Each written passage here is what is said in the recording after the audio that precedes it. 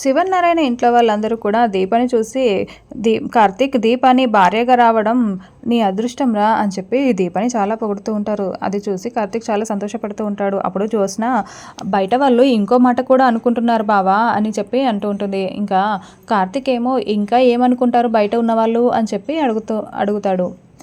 ఇక జ్యోత్స్న దీప మొదటి భర్త కోసం గురించి కూడా మాట్లాడుతున్నారు. ముందే తను సవ్యంగా ఉంటే అప్పుడే బాగుండేది కదా, తన భర్తతో కాపురం కూడా చాలా చక్కగా చక్కదిద్దుకునేది. ఇప్పుడేమో రెండో భర్తతో కలిసి చలాకగా అటు ఇటు తిరుగుతుందని మాట్లాడుకుంటున్నారు బావా అని అంటూ ఉంటుంది.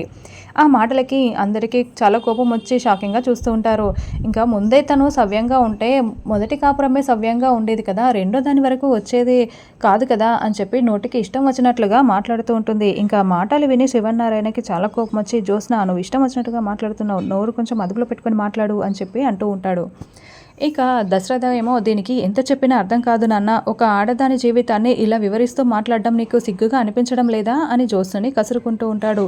ఇంకా జ్యోత్స్న మాత్రం మీరేమన్నా అనుకోండి, ఎన్నైనా అనండి, దీప చేసింది తప్పే, ముందే తన భర్తతో మార్చుకొని సవ్యంగా ఉంటే సరిపోయేది కదా అని బావ కనిపించాడు కదా, ఇదేదో బాగుంది అని బావని వలలో వేసుకొని బావని పెళ్లి చేసుకుంది అని చెప్పి అంటూ ఉంటుంది. ఆ మాటలు విని దీప చాలా బాధపడుతూ ఉంటుంది. ఇక జ్యోత్స్న మాత్రం అన్నీ బాగున్నాయి కదా, ఆస్తి ఆలోచనలు అన్నీ బాగున్నాయి కదా, బావని నాకు దక్కకుండా వలలో వేసుకొని బావని పెళ్లి చేసుకుంది, ఇక తన జీవితం సాఫీగా పోతుంది అని చెప్పి అనుకుంది. అందుకే మొదటి భర్తకి కూడా విడాకులు ఇచ్చింది. ఇప్పుడు బయట ఉన్న వాళ్ళు దీని ఒక్కదాని కోసమే కాదు కదా, దాని గురించి కూడా అనుకుంటారు అని చెప్పి చెప్తూ ఉంటుంది. ఇంకా దీప చాలా బాధపడుతూ ఉంటుంది. ఇంకా కార్తీక్ ఏమీ మాట్లాడకుండా మౌనంగా ఉంటాడు. అవును, దీప మొదటి భార్యమే కాదు కదా, బావ రెండో పెళ్లి చేసుకుంది బావని, బావకి మొదటి భర్తే కానీ తను రెండో భర్తే కదా అని చెప్పి అంటూ ఉంటుంది జ్యోత్స్న. ఆ మాటలకి సుమిత్రకి చాలా కోపం వచ్చి, ఏం మాట్లాడుతున్నావు జ్యోత్స్న, దీప గురించి ఇలాగైనా మాట్లాడేది అని కొట్టడానికి వస్తుంది.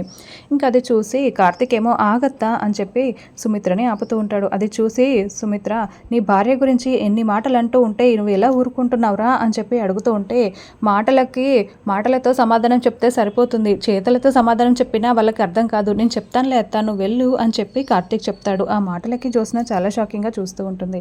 మరి కార్తీక్ ఇప్పుడు జ్యోత్స్నకి ఎలా బుద్ధి చెప్తాడో వచ్చే ఎపిసోడ్లో తెలుసుకుందాం. Thank you for watching. ఇప్పుడు నా ఛానల్ని సబ్స్క్రైబ్ చేయండి.